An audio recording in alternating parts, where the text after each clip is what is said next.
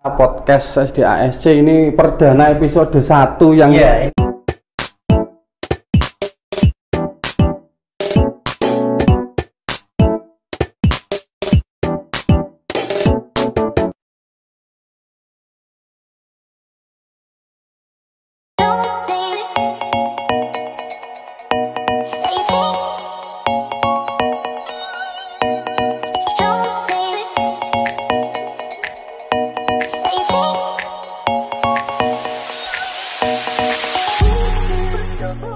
A few moments later.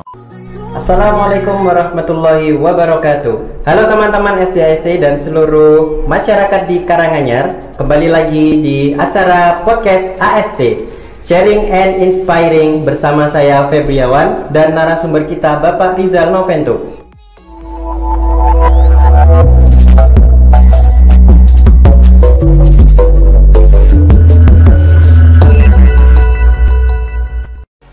Pada ASC Podcast kali ini, kita akan membahas tentang latar belakang SD ASC Karanganyar.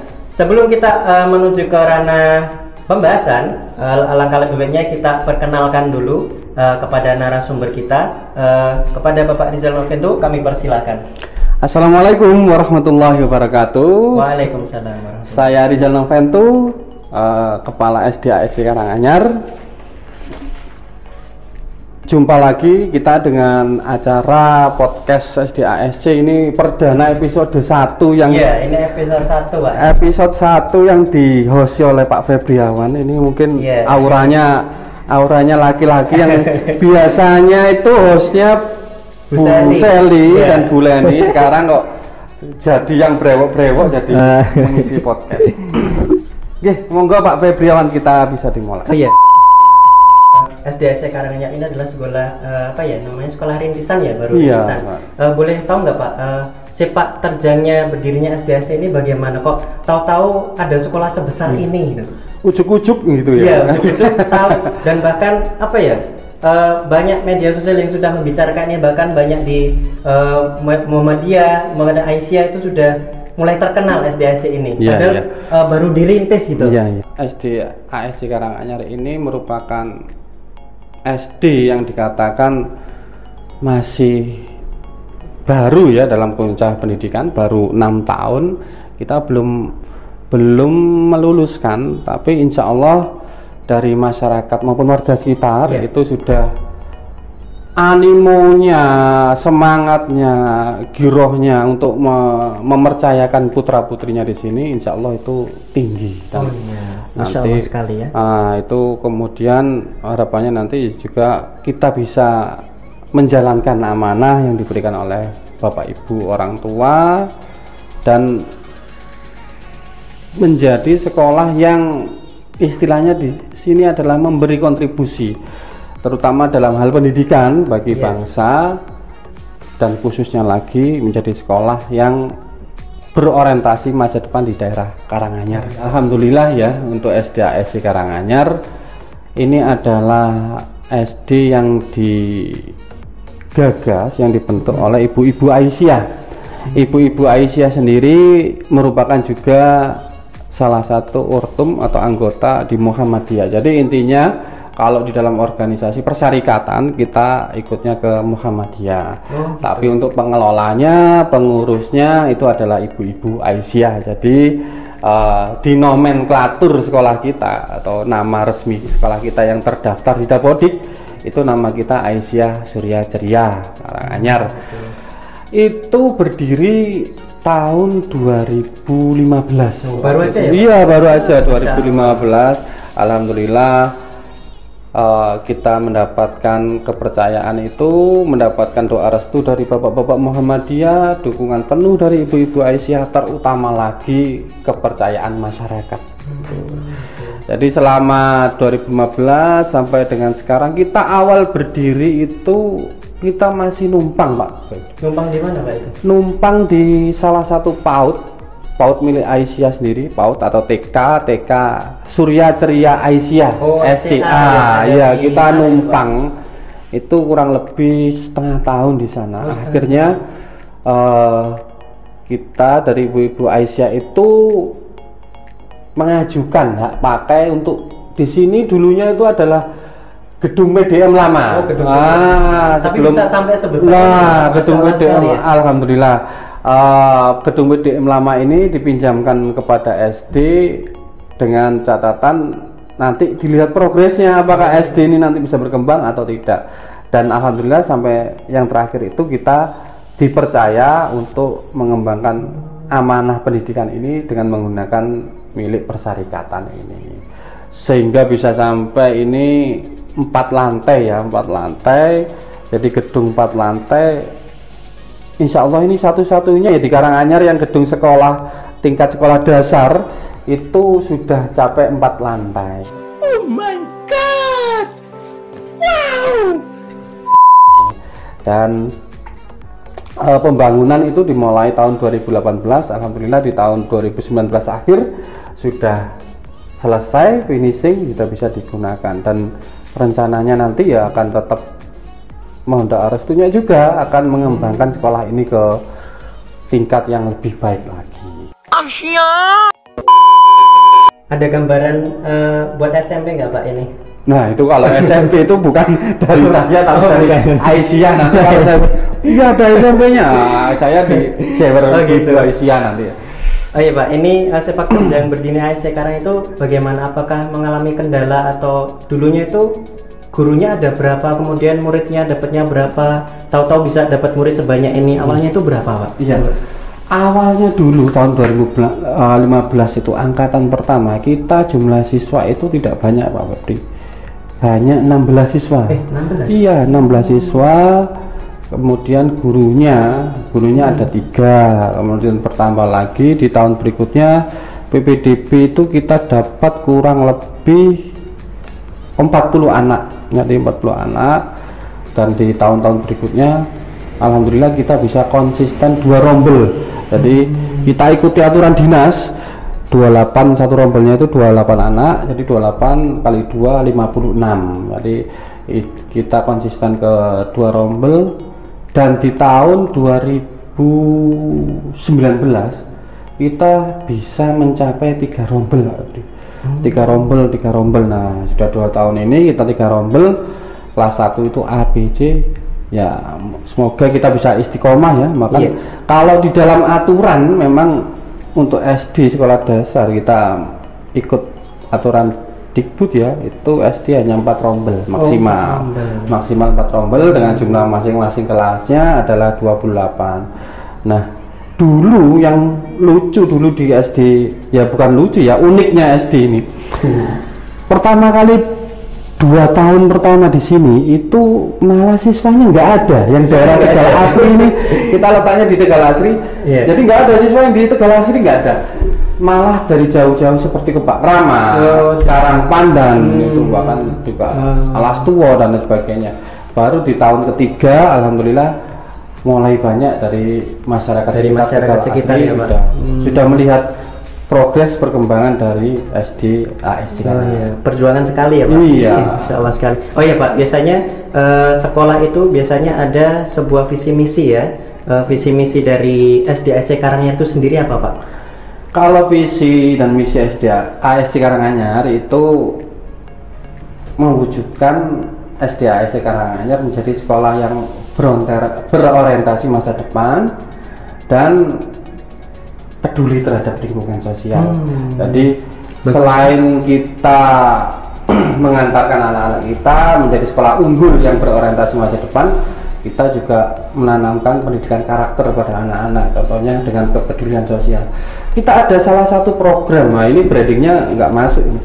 Ada program dari Lazismu SD ASC Karanganyar itu tentang kenceleng itu filantropis ya, filantropis cilik itu anak-anak kita latih untuk kepekaan sosialnya. Jadi mau berbagi kepada sesamanya, bukan karena mereka itu lebih, tapi mereka itu tahu ketika kita itu tidak punya, kita itu bisa merasakan seperti itu. Jadi membangun sikap sosial, kepedulian mereka terhadap sesama yang membutuhkan. Jadi lewat Lazismu kita ajarkan anak-anak juga. Kita ada program berbagi sendiri secara baksos kepada tempat-tempat yang memang membutuhkan bantuan ya, diwadahi oleh mahasiswa SDASC Karanganyar. Hey, that's pretty good.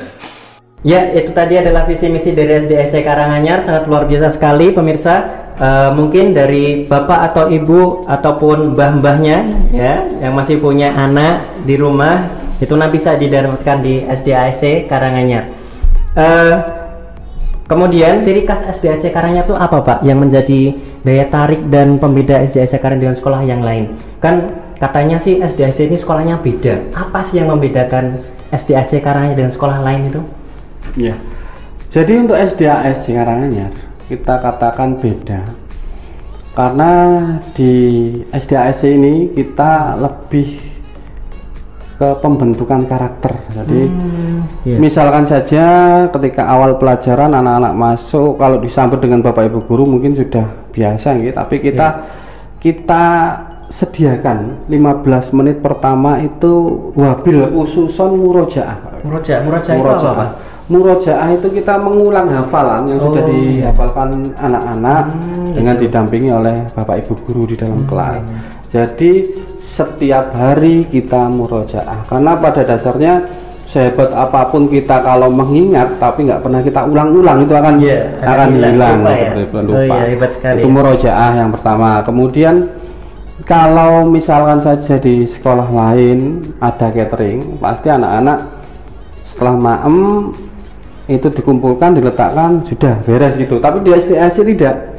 Kita di SDASC ketika catering anak-anak makan siang, anak-anak makan sama seperti biasanya, ambil makan, kemudian nggak hanya ditumpuk, tapi mereka harus cuci piring sendiri, cuci alat makannya, bahkan bapak ibu gurunya juga cuci piring. Nggak boleh bapak ibu guru terus diberikan misalkan petugas kebersihan, itu nggak boleh. Harus menjadi ngarso sungtulodonya itu juga harus ada. Bahkan Pak Kepala sekolahnya juga cuci piring sendiri. Ya Allah, masya Allah sekali ya.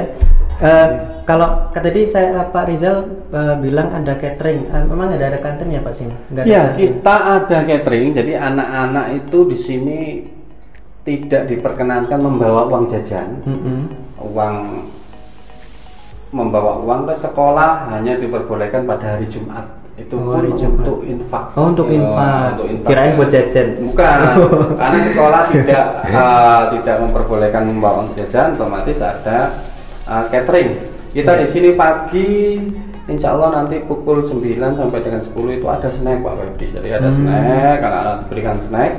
Kemudian di siangnya, bakda atau sesudah duhur itu anak-anak makan siang dengan tadi cuci piring, cuci alat makan sendiri dan lain sebagainya. Jadi kesehatannya emang terjamin. Iya, insya Allah kesehatannya terjaga karena kita nggak pakai bahan-bahan MSG dan bisa dipantau karena catering itu tenaganya juga karyawan kita, jadi bukan beli jadi instan tapi dimasak, diolah dengan cara. Jadi langsung ada dapurnya ya Pak sini ya? Ada dapurnya sendiri. Bahkan bapak-bapak ibu guru itu kadang-kadang kalau di sela-sela waktu istirahat bisa sambil menikmati hidangan langsung ke dapur ambil. Enak ya Pak? Ya, logistik terjamin. Logistik. Di SDASC itu 3 bulan setelah diterima di SDASC wajib naik berat badan.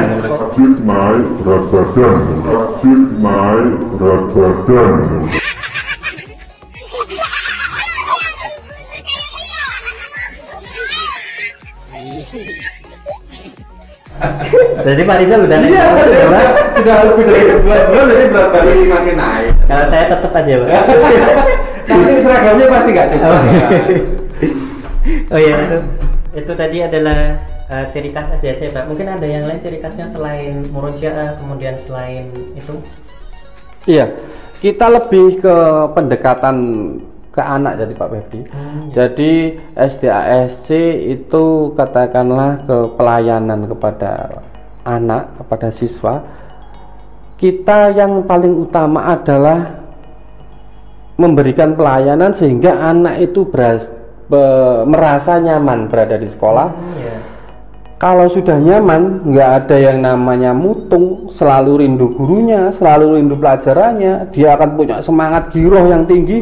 Dari situ bakat, kemampuan, talent yang dia punya itu akan muncul sendirinya. Nah, insya Allah setelah muncul itu kita bisa mengarahkan menurut sesuai dengan bakat dan kemampuannya masing-masing. Jadi itu nggak perlu kita strength, kita apa, tapi kita perlu buat dia merasa nyaman sehingga kemampuan, bakat, skillnya keluar semua, dan itu juga bisa untuk perkembangan anaknya sendiri. Gitu Pak Febri. Wow, luar biasa sekali ya Pak, ciri khas SDAC Karanganyar. Yang saya simpulkan berarti ini kayak pelayanan hotel ya SD ini ya? Wah, kalau pelayanan hotel gini Pak, pelayanan hotel itu kita tuh mencontoh excellent service-nya. Excellent service-nya. Iya, itu untuk diterapkan di dunia pendidikan gitu. Biasanya di SD itu atau sekolah-sekolah lain itu biasanya ada suatu kegiatan-kegiatan ya, kegiatan tahun di SDAC itu apa aja Pak? Kemudian apa saja yang jadi prestasi di SDAC itu sendiri? Iya, untuk kegiatan tahunan kita ada ASC Got Talent. Ini heboh sekali, ini sudah viral di daerah Karanganyar dan sekitarnya, ini sudah viral. Bahkan diadop oleh mungkin HW Jateng itu meniru dari ASC Got Talent. HW Jateng Got Talent. Itu kegiatannya gimana Pak Got Talent? Nah, jadi ASC Got Talent itu siswa diberikan diwadahi pada suatu kegiatan untuk menampilkan bakat, kemampuannya apa saja di bidang apa saja. Nanti kemudian kita beri apresiasi di situ. Dari situ kita bisa tahu, kita nggak perlu menanyai siswa si A bisa apa, si B bisa, tapi dengan menampilkan itu kita tahu, oh si A bakatnya ini, si B bakatnya, sehingga nanti di event-event yang lain seperti misalnya kan kompetisi perlombaan kita bisa salurkan, bisa tahu bakatnya anak-anak. Bahkan kita tahun 2018 itu kalau nggak salah ya, kita itu dari tim robotik pernah menjadi juara 1 se-Jawa Tengah. Hebat sekali di bidang robotik. Waktu itu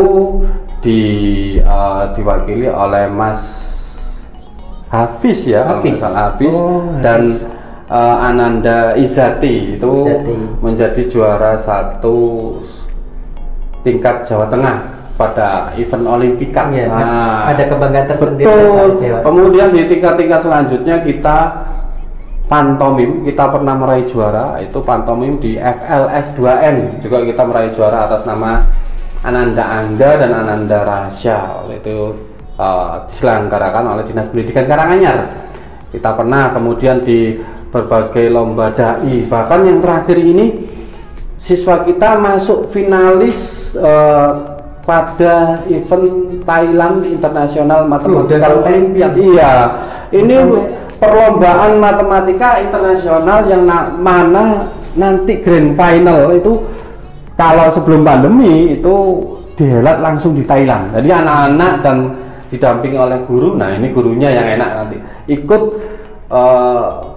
pelaksanaan grand final di Thailand matematika. Itu sudah eventnya internasional, bukan hanya Indonesia, Malaysia, Filipina, Vietnam sendiri, Vietnam, Thailand dan sebagainya, Asia Tenggara, bahkan ada Jepang juga dan lain sebagainya, itu ikut bertanding di sana, berlaga untuk kebanggaan masing-masing negara. Luar biasa sekali ya Pak Rizal tentang SDAC Karanganyar ini, padahal baru sekolah rintisan ya. Mungkin sebelum kita tutup atau kita akhiri, mungkin ada pesan dan kesan dari Bapak Rizal mungkin? Iya, harapannya untuk SDAC Karanganyar ini semoga saja terutama ya pandemi segera berakhir sehingga kegiatan belajar mengajar bisa terlaksana dengan baik dan lancar, dan semoga saja dengan adanya SDAC Karanganyar ini bisa berkontribusi untuk pendidikan di Indonesia, khususnya warga Karanganyar semua. Mari kita sama-sama membangun pendidikan yang lebih baik lagi melalui generasi muda kita. Selama pandemi ini ya Pak, kesulitan ya guru-guru? Wah, kalau kesulitan tidak, cuma keluhan dari orang tua itu juga banyak. Kalau kita dari sekolah siap, daring video siap, tapi kalau dari orang tua nih, mohon maaf karena ada beberapa yang mungkin bekerja, waktunya untuk pekerjaan dan sebagainya, sehingga anak di rumah itu sendirian, jadi nggak bisa mengikuti kegiatan daring PJJ itu dengan seutuhnya. Jadi tetap bahkan dititipkan tetangga untuk buka Zoom, Google Class, Google Meet itu ya juga kalau seperti itu terus juga nggak enak. Harapannya sih semoga saja bisa segera berakhir, kita bisa. Amin ya rabbal alamin. Ya, itu tadi penyampaian dari Bapak Rizal Noventu tentang profil SDASC Karanganyar dan seluruh cerita di masa lampau SDASC Karanganyar seperti apa, dari kegiatan tahunan, prestasi apa saja yang diraih, dan pesan dari Pak Rizal tadi. Semoga pandemi ini segera berakhir. Amin. Ya, demikian podcast ASC pada kali ini kita akhiri dan cukup sekian. Wassalamualaikum warahmatullahi wabarakatuh.